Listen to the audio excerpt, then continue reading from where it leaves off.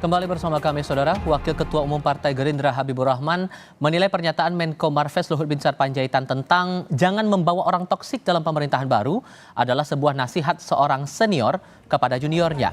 Meski menghargai pernyataan Luhut itu, Habibur Rahman menegaskan saat ini tidak ada elit politik yang memiliki sifat toksik. Melihat rekam jejak Luhut selama 10 tahun di Kabinet Jokowi, Habibur Rahman menilai pernyataan Menko Marves itu patut dijadikan masukan untuk pemerintahan baru Prabowo Subianto. Ia pun yakin Prabowo akan memilih orang-orang yang sejalan dengan pemikirannya. Pernyataan Pak Luhut ya, bahwa agar Pak Prabowo tidak membawa sosok toksik ke dalam kabinet. Ya tentu ini sebuah nasihat, ya sebuah masukan dari senior ya kepada juniornya bahwa antara para menteri dengan presiden harus ada kesamaan visi ya, bagaimana pengelolaan negara yang maksimal supaya target-target kebangsaan terutama Indonesia Emas 2045 bisa tercapai ya. Kalau untuk bangsa dan negara, elit-elit kita yang saat ini tidak ada yang toksik lah ya. Sebelumnya, Menko Kemaritiman dan Investasi Luhut Binsar Panjaitan memberi pesan kepada Prabowo Subianto agar tidak sembarangan membawa orang ke dalam pemerintahan. Ia berbicara saat itu dalam acara Jakarta Future Forum Blue Horizons Green Growth di Jakarta hari Jumat kemarin. Dan berkenan kami undang kembali. Kami kutip dari Antara, Luhut bilang, kepada Presiden terpilih, saya katakan jangan membawa orang-orang toksik ke dalam pemerintahan Anda, karena itu akan sangat merugikan kita.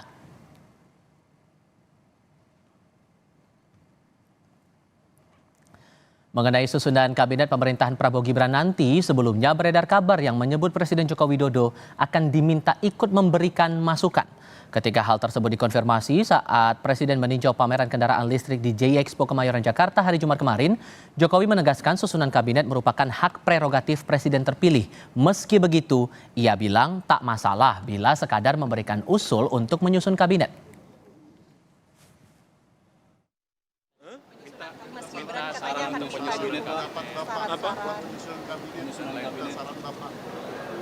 Kabinet itu adalah 100% hak prerogatif Presiden. Kalau usul-usul boleh, tapi itu hak penuh Presiden terpilih. Jadi kalau minta saran dari Bu Mega gitu kalau minta saran kan nggak apa-apa kalau minta saran. Tapi kalau nggak dimintai saran, ikut-ikutan nimbrung, lah itu yang nggak boleh. Ya. Emang ada Pak yang nimbrung Pak? Meski Jokowi menekankan penyusunan kabinet nanti adalah sepenuhnya hak prerogatif Presiden, hal tersebut tidak berarti ia tidak bisa memberikan usulan ke Prabowo soal menteri. Apakah ini artinya kabinet Prabowo nanti tidak lepas dari campur tangan Jokowi? Kami diskusikan bersama dengan para narasumber. Bergabung saat ini, Wakil Ketua Umum Partai Amanat Nasional Yandri Susanto dan Direktur Eksekutif Lingkar Madani Ray Rangkuti. Selamat sore semuanya, Assalamualaikum, apa kabar? Selamat sore, Assalamualaikum. Waalaikumsalam warahmatullahi wabarakatuh. Terima kasih seluruhnya sudah bergabung bersama kami. Mas Yandri, kata Pak Jokowi kan kalau sekadar kasih usul ya nggak apa-apa, tapi sepenuhnya hak prerogatif Presiden. Kalau ada yang mengartikan Pak Jokowi kayaknya masih mau ikut campur cawe-cawe untuk urusan kabinetnya Pak Prabowo, tepat nggak tuh? Iya, kita dari pernyataan Pak Jokowi sudah jelas penyusunan menteri atau kabinet itu kan hak prerogatif Pak Prabowo. Kalau ada para pihak, tokoh bangsa, ketua umum partai politik, ataupun Pak Jokowi, kalau dimintain pendapat ya sah-sah saja. Memberi saran, memberi masukan. Tapi terakhir keputusan ada di Pak Prabowo. Dan kalaupun Pak Jokowi dimintain pendapat, mintain saran, sudah sangat tepat. Karena Pak Jokowi sudah teruji, sudah 2 periode menjadi presiden. Dan Pak Prabowo sekarang bagian dari pemerintahan Pak Jokowi. Jadi tidak ada masalah bagi PAN kalau misalkan Pak Prabowo minta saran, minta masukan kepada Pak Jokowi. Tapi sekali lagi, saran masukan itu tentu sebagai pertimbangan yang akan diambil oleh Pak Prabowo ketika memutuskan kata akhir. Jadi kami meyakini hak prerogatif itu insya Allah tidak akan terganggu bila mana banyak pihak memberikan saran atau pendapat. Dan memang saran dan pendapat itu penting karena negara ini perlu banyak kebersamaan, perlu saran pendapat yang baik, kemudian tokoh-tokoh bangsa yang selama ini sudah berjibaku, sudah berbuat baik terhadap negeri ini perlu diminta pendapat, nggak apa-apa. Oke, tapi kalau kita juga maknai kita pernyataan kembalikan Pak kepada Luhut, Pak Prabowo. sorry saya potong di situ Mas Randi. Kalau kita maknai juga pernyataan Pak Luhut, jangan bawa orang toksik dalam pemerintahan baru. Itu apakah juga bisa dimaknai sebagai upaya untuk ikut campur juga untuk penentuan nama-nama menteri di kabinetnya Pak Prabowo? Ya itu saran yang baik kan. Jangan bawa orang yang rusak atau mempengaruhi kepada kerusakan-kerusakan itu bagus ya. Saran yang bagus dari Pak Luhut itu. Sebagai sahabat, sebagai juga orang pernah malang melintang di militer, malang melintang di pemerintahan, memberikan saran kepada orang yang akan memimpin Republik ini kepada Pak Prabowo sangat bagus. Tapi siapa orangnya, apa kriterianya, ya saya nggak tahu. Itu tanyakan ke Pak Luhut aja. Tapi nasihat seperti itu juga nggak apa-apa. Sekali lagi pada akhirnya pertimbangan-pertimbangan itu akan menjadi keputusan akhir nanti ya terserah Pak Prabowo sebagai hak prerogatif Presiden menentukan siapa orang-orang putra-putri terbaik bangsa yang akan duduk di kabinet Pak Prabowo dan Mas Gibran gitu. Oke, kalau Bung Rey membacanya gimana kemudian? Dari Presiden Jokowi bilang kalau ngusulin ya nggak apa-apa. Dari Pak Luhut bilangnya jangan bawa orang toksik dalam pemerintahan. Kalau dikaitkan dengan ada yang menilai bahwa ini jangan-jangan cawe-cawe lagi nih untuk urusan kabinetnya Prabowo. Tepat atau enggak? Iya, dan melihatnya dari dua aspek ya. Kalau mereka orang luar, berartinya orang yang tidak ikut terlibat dalam koalisinya Pak Prabowo, itu namanya usulan. Tapi kalau orang yang memberi masukan itu, orang yang terlibat di dalam koalisi Pak Prabowo, apalagi koalisinya adalah koalisi yang signifikan, itu bukan sekedar usulan, tapi itu namanya pengajuan. Gitu. Nah, PAN mengusulkan nama-nama, itu nggak bisa disebut sebagai usulan, itu pengajuan, karena PAN ikut terlibat. Misalnya gitu ya, nanti Golkar juga begitu, menyebutkan nama-nama, ini loh, calon menteri dari kami misalnya. Itu nggak bisa disebut usulan, itu pengajuan. Nggak bisa diabaikan Pak Prabowo karena Golkar terlibat di dalam pemenangan Pak Prabowo. Pun juga Pak Jokowi, kalau Pak Jokowi nanti menyebut nama-nama ini loh, nama-nama dari saya, itu bukan usulan, itu pengajuan. Jadi nggak bisa dibilang bahwa usulan saja dan dipandang bahwa ya udah ini cuma saran saja begitu. Ya, betul. Kalau usulan itu datang dari luar, misalnya Ibu Mega diminta usulan siapa nama-nama, oke, itu namanya usulan. Nasdem misalnya kalau belum ditarik menjadi anggota koalisi, diminta usulan nama, oke, itu namanya usulan gitu. Misalnya kita nih yang dianggap tidak mendukung Pak Prabowo, itu namanya usulan. Nah itu usulan namanya, bisa diabaikan. Tapi kalau orang yang terlibat pemenangannya Pak Prabowo, itu bukan lagi usulan, namanya pengajuan. Nah, kalau Pak Jokowi misalnya menyebut nama-nama nantinya, kita nggak tahu, itu bukan lagi sekedar usulan, itu namanya pengajuan. Sehingga konsekuensinya harus diterima dan harus ditindak. Ya, dengan sendirinya, apakah orangnya diterima, komposisinya diterima, atau jumlahnya diterima, itu nanti tergantung Pak Prabowo. Tetapi pengajuan itu tidak bisa diabaikan oleh Pak Prabowo karena orang-orang ini ikut serta memenangkan Pak Prabowo. Beda cerita kalau mereka adalah orang-orang di luar yang nggak terlibat sejak dari awal untuk melakukan pemenangan terhadap Pak Prabowo. Kalau itu namanya usulan gitu. Nah itu satu. Bagaimana kita memandang pernyataannya Pak Luhut itu? Nah Pak Luhut itu adalah orang yang mengusul karena beliau nggak terlibat dalam konteks pemenangannya Pak Prabowo. Gitu. Nah, usulan yang mengatakan supaya tidak membawa orang-orang yang punya toksik ke dalam pemerintahan, usulan. Nah, cuma itu kan sudah dibantah oleh Bung Habibur Rahman tadi. Beliau mengatakan elit-elit politik ini nggak ada yang punya toksik lah, gitu. Nah, kalau begitu, memang tinggal ditanyakan kepada Pak Luhut, siapa orang yang disebut dengan toksik itu? Jangan-jangan justru ada di partai-partai pengusungnya Pak Prabowo, kita nggak tahu gitu loh. Oke, apakah kemudian bisa dimaknai ada maksud tertentu di balik dari pernyataan dua tokoh ini yang masalah soal penentuan nama kabinet boleh usul, kemudian jangan bawa orang toksik, ada maksud di balik itu atau tidak? Jawabnya nanti ya Bang Rey, kita jeda sebentar. Tahan dulu, kami segera kembali. Masih bersama Rey Rangkuti dan juga Yandri Susanto untuk melanjutkan diskusi kami kali ini. Mas Yandri, tadi kalau kata Bung Rey itu istilahnya udah bukan lagi usulan tapi pengajuan. Nah, membayangkan bahwa 6 partai koalisinya Pak Prabowo akan mengusulkan nama-nama, termasuk dari PAN juga akan mengusulkan, ditambah dari usulan dari Pak Jokowi juga, itu akan berebut apa ya namanya, akan berebut atensi lah untuk ya usulan kami ini. Nah, gimana cara memastikan bahwa usulan dari PAN ini akan didengar penuh oleh Pak Prabowo untuk nama-nama menterinya ke depan? Ya, jadi istilah pengusulan, pengajuan bagi PAN ya hampir sama lah ya. Apa yang disampaikan oleh Bung Ray Rangkuti membelah dua dari sisi, bagi kami juga nggak ada masalah. Jadi ada yang mengajukan, ada yang mengusulkan. Intinya dari PAN juga pasti mengajukan nama-nama atau mengusulkan nama-nama. Dan sudah diminta oleh Pak Prabowo melalui Ketua Umum. Dan di PAN itu sudah menyerahkan sepenuhnya kepada Ketua Umum untuk siapa kader-kader PAN yang akan diusulkan menjadi menteri. Di posisi mana ya kita serahkan kepada Pak Prabowo. Nah, bisa jadi memang yang diusulkan oleh Bang Jul ya akan ada evaluasi atau pembicaraan dengan Pak Prabowo. Mungkin ada yang cocok, ada yang nggak cocok, atau ada perlu ada kader yang lain diusulkan lagi. Ya saya nggak tahu karena yang berdiskusi langsung dengan Pak Prabowo hanya Bang Jul.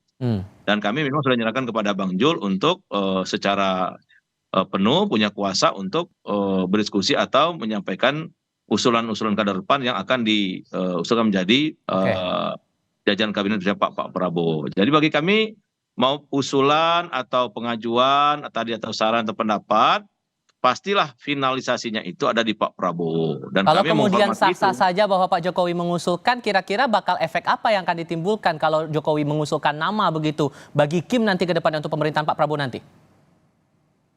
Ya nggak ada masalah apa-apa karena dari PAN sebelum mengusung Pak Prabowo sudah ada pembicaraan awal, kemudian sekarang sedang pematangan, termasuk juga mungkin Golkar, Demokrat, Gerindra, termasuk Pak Jokowi atau para pihak yang lain. Jadi kami meyakini tidak akan terjadi kontraksi yang luar biasa ketika Pak Prabowo melakukan seleksi yang siapa yang akan duduk sebagai menteri nanti. Jadi bagi PAN optimis penyusunan kabinet ini akan landai, akan tidak terjadi goncangan, dan akan lahirlah putra-putri terbaik bangsa ini yang siap membantu lahir batin Pak Prabowo untuk menyukseskan pemerintahan 5 tahun ke depan.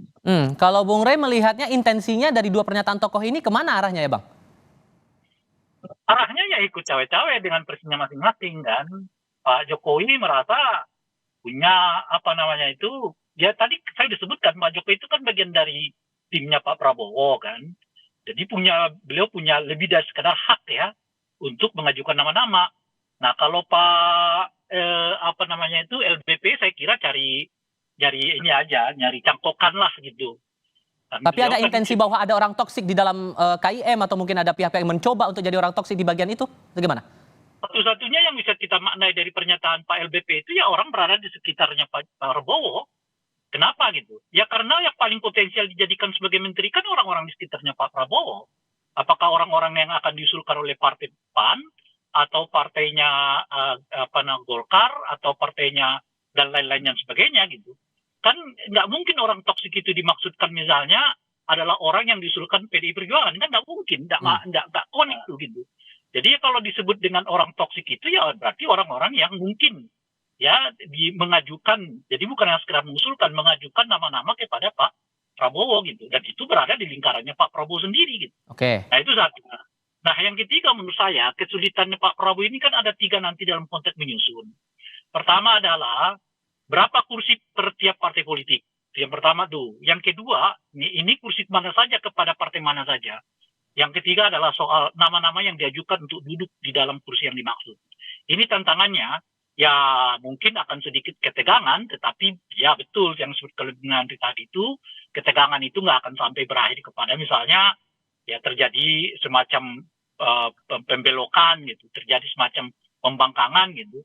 Karena sejauh-jauh misalnya partai-partai mengajukan nama, ngotot untuk memasukkan nama tertentu, ya mereka akan tetap memilih untuk setia bersama dengan Pak Prabowo, apalagi di masa awal jabatan ini gitu. Nah, disitulah menurut saya tantangan pertama dari Pak Prabowo, yaitu pertama membagi secara adil tanda kutip ya kepada partai politik ini kursi masing-masing partai politik. Kedua, posisi dari kursi itu. dan yang ketiga adalah nama-nama yang diajukan.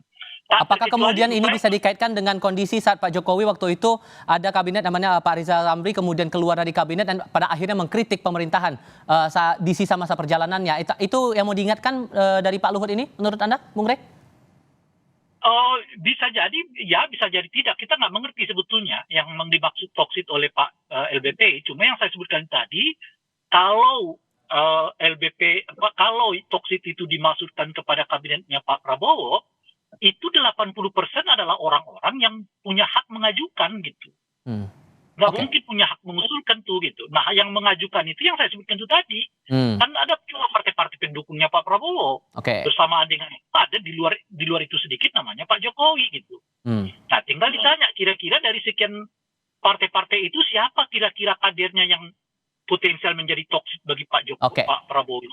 Oke. Sebab hitungan saya, Mas, ya, hampir mungkin 26 kursi ya dari anggota kabinet itu akan diisi wakil dari partai politik. Oke. Jadi yang tersisa mungkin sekitar 8 atau 9 kursi non partai politik.